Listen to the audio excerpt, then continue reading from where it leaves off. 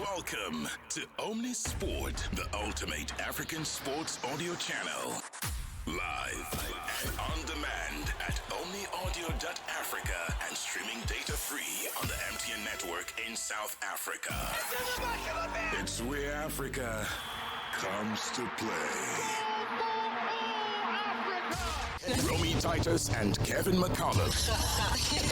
Not the sports news. Cool. And on the phone we have, goes back to page one on the runner. I'm still looking here. Yeah, it's Mpho Mutloane. Good morning, Mpho. Tell us about yourself. What do you do for a living? And why do you love cricket so much? Of all sports, cricket.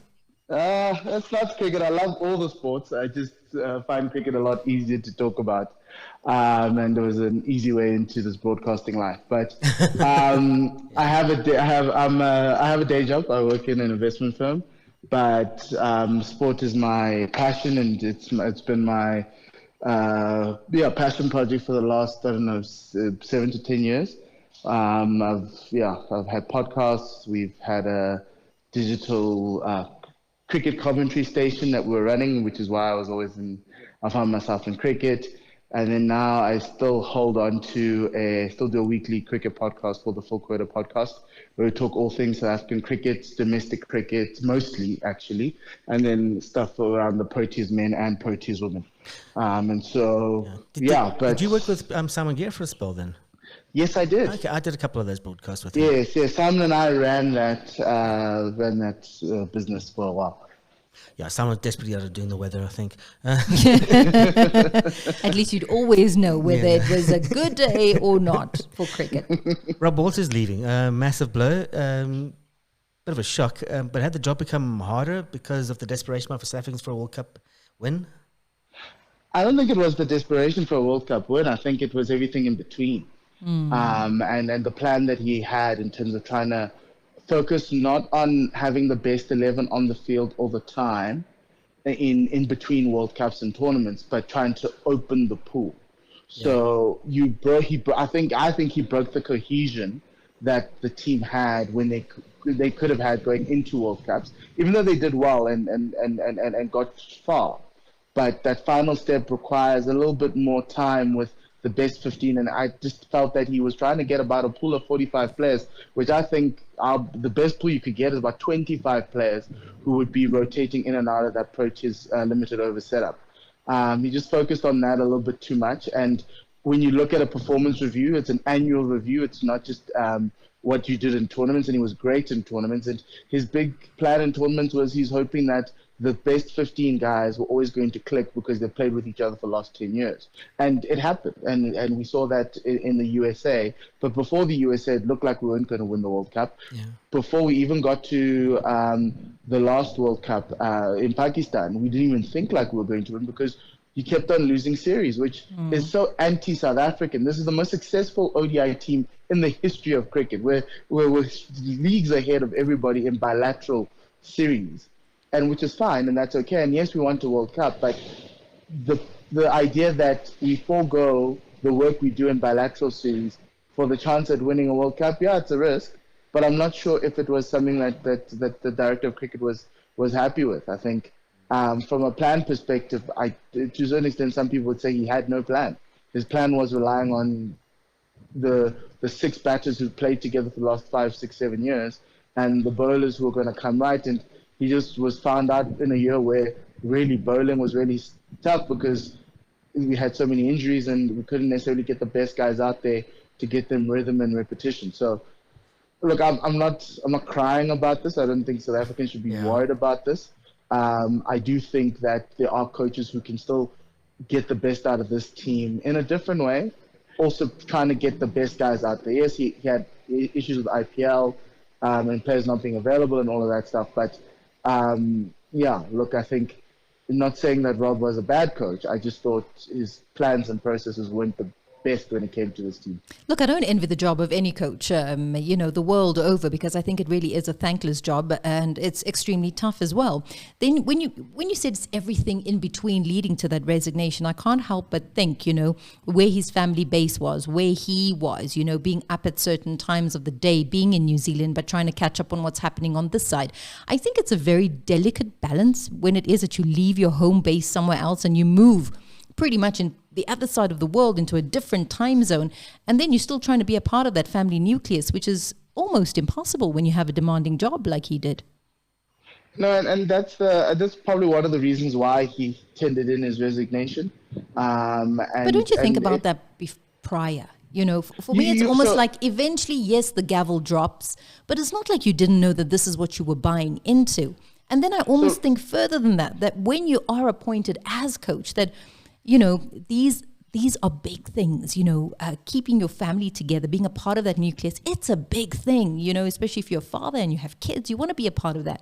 So shouldn't that all be considered prior, and not like 2 years in or whatever, and now you're just like, okay, thank you, bye, because that is more important, which it is.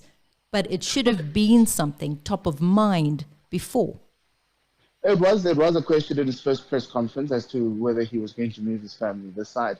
And he said no, he was going to work on the hybrid system. So obviously he made the choice that he was going to try and do this South Africa in, New Zealand out situation and try and make it work. And for most of the year, he's been in New Zealand because we don't have that many limited over series to begin with, right? So I do think that it was one thing, but I do think there was something else in the performance review that happened a couple of weeks ago that led him to this decision.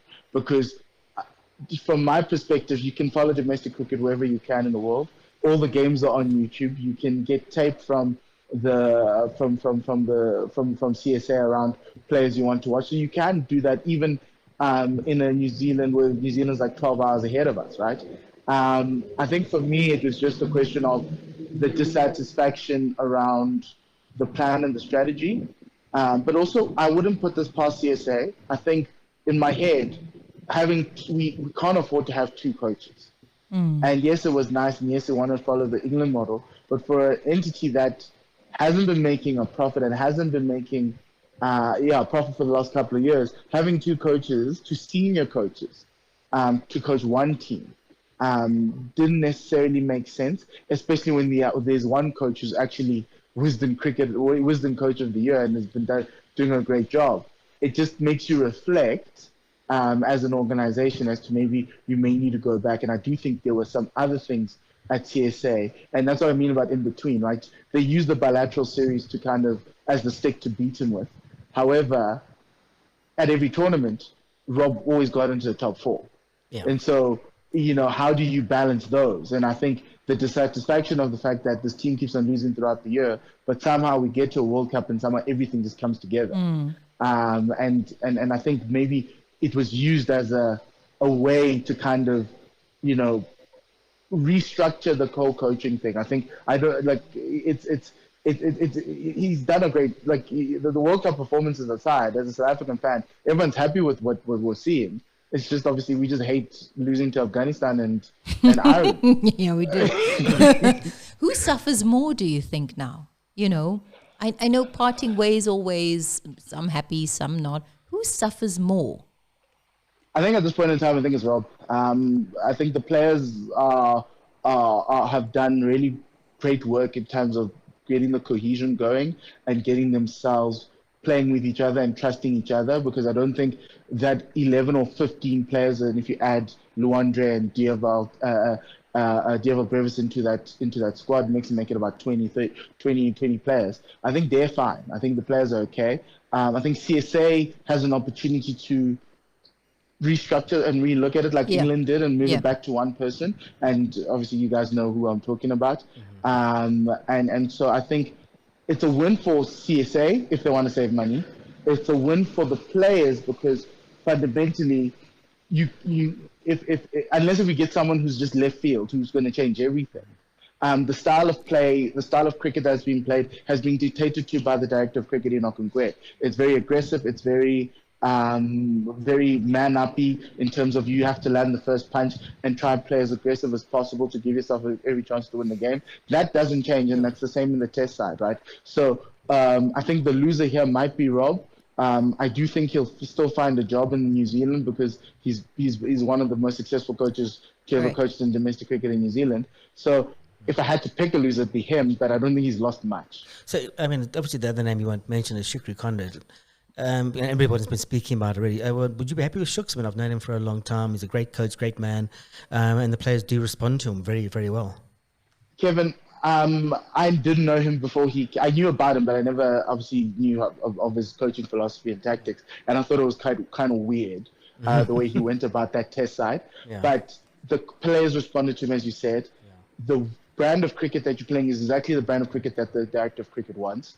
And it's a no-brainer, especially with the way in which the players responded to him. I think with Rob, there were moments where you looked and you thought something's just a little bit off with this team from a cohesion perspective. But yeah, I think Shukri makes a lot more sense and is the sensible choice and probably the cheapest choice for CSA. But he's been a phenomenal coach. Last year, he really stepped up to win 8 on the trot. To get yourself into that World Test Championship final is unheard of. Even in a cricketing world where you have India, Australia dominating Test cricket. And so I think it just makes sense, and it also made CSA look like on the other side. This man's taking us to a final. This team is unbeaten, and it looks as though we have a chance against Australia. It's not like we're going into a World Cup final without a hope and a prayer. We've got a massive chance against them. And so I think.